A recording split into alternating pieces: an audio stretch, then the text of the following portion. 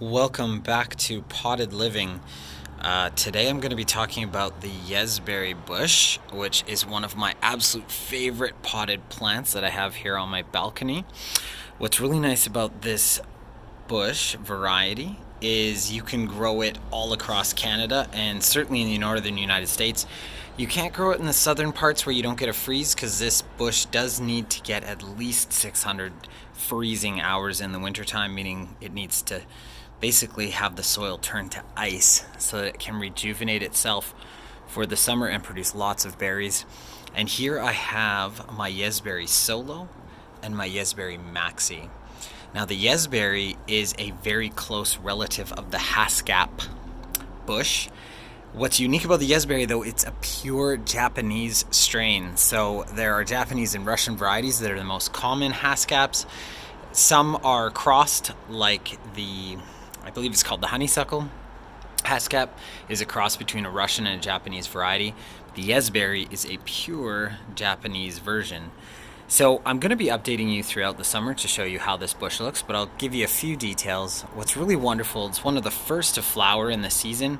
And interestingly, unlike blueberries and things like that go down when the frost hits or snow, these bushes can actually hold their flowers down to -7 and even have snowfall on them because the flowers actually point downwards. So we won't see any flowers quite yet, but you can see that it's starting to bloom, and the leaves are starting to come out very aggressively, which is wonderful. And I expect to see flowers within about 3 to 4 weeks. And when this thing flowers, it explodes with flowers. There's a whole lot of really cool information that I'm going to give you about the flowers. But in terms of planting, a 12-inch pot should be enough. Make sure that the soil, they'll actually handle quite a few different types of soil.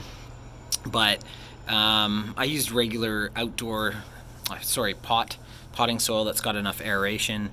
You don't necessarily need to fertilize quite as often as you do with some other berry varieties, but the more fertilizer or the more regular you are with your fertilizer, the better the berries are going to grow. They're going to grow large. And when you have a Yezberry Solo, it will bloom on its own and fertilize itself or pollinate itself. However, the berries are a little bit smaller. If you have a Yezberry Maxie, it requires a Solo next to it for pollination.